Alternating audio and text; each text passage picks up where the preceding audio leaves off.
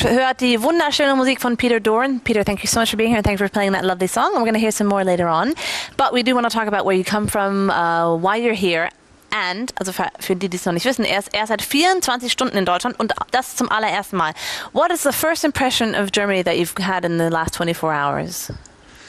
I don't even know if I've had 24 hours. Oh, really? Yeah, it's been that short? I think, yeah, I haven't really done the full 24 hours. And so far it's been kind of, I've been very well looked after and made feel very, very welcome. So we haven't been out with a lot of people yet or done a lot, but just had a really nice meal last night with some wonderful people. And so, yeah, so far I feel very relaxed and very happy. And have you had German beer yet? I had 1.5 German beers last night. 1.5? I hope it wasn't Kölsch, because that would mean that you had a sip of beer. Was it? Do you know what kind it was? Or was it Pils or Kölsch? I can't remember. Oh, well, never mind. Doesn't matter. It was good anyway. That it was lovely. And for an Irish person to say lovely. that German beer is good, that's pretty cool. It was really good. Really good. You grew up in Mullingar in the Midlands in Ireland. Yes. What was it like to grow up in that kind of place? It was great. Yeah? It was great. Yeah, it's a small enough town. But it's always had quite a big musical history. And there was a really nice local venue there and stuff. And the Stables, it was called. The Stables, yeah. It's still there.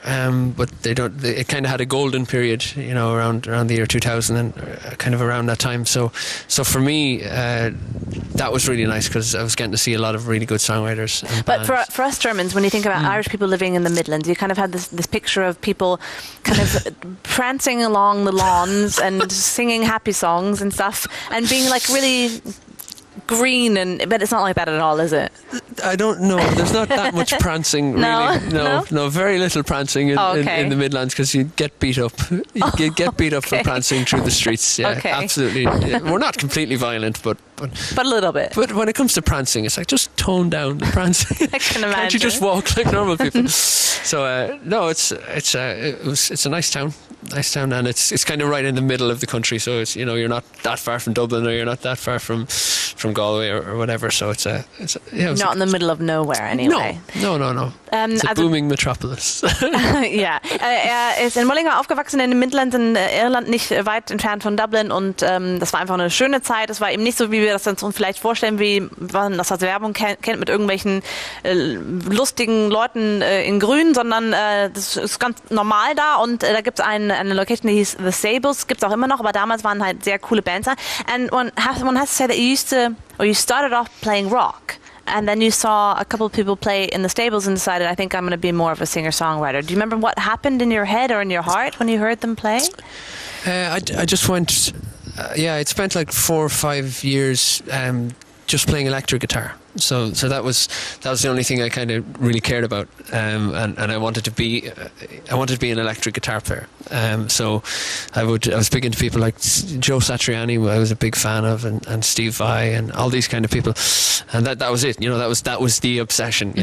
Get to be as good a player as you can be, and then just getting to see the kind of really good crop of Irish songwriters in my hometown, up close, and it kind of flicked a switch somehow for me that you could, I was used to power coming from, the bigger the amplifier you had, the bigger the sound you could have, a big heavy drummer, that to me was big, this was powerful music.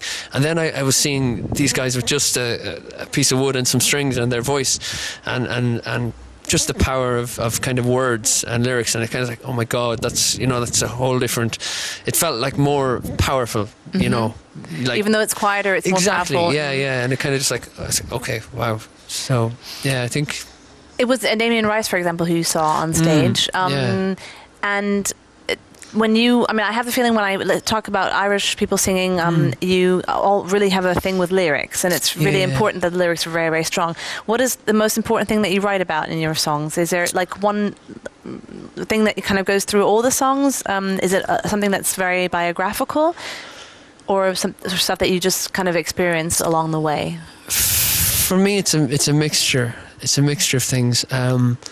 There will be some songs that are biographical, based very much on stuff that happens. Then there'll be songs that are, you'll have an idea of certain themes that you want to write about, and then I would have a certain section of songs that are almost like fictional, so like short stories, and they might be born out of just a lyric, or you might wake up one day and you have an idea for a nice phrase and you go, I really like that, and how can, and that's kind of like the craft end of things, where you have an idea and you go, I want to build a little small world as much as you can in 4 minutes, so you're setting up the scene. So I don't think I don't have a definite approach for every song, it just depends on, like, a lot of times it will come out of, you just have a lot of stuff in the back of your mind that you want to get out. Other times it will be a clear event that you want to write about. So it's a mixture. Do you remember how your friends and family reacted back then when you decided not to do electric music anymore and rock music and decided to become more of a singer-songwriter? Were your parents like a bit happy that you were going to be a real rock star and more like a bit more laid-back singer-songwriter? I can't remember ever having any great discussions either way. No, my parents have been and still are extremely supportive. So no matter what direction I was kind of going in, they were there to kind of guide me and help me along.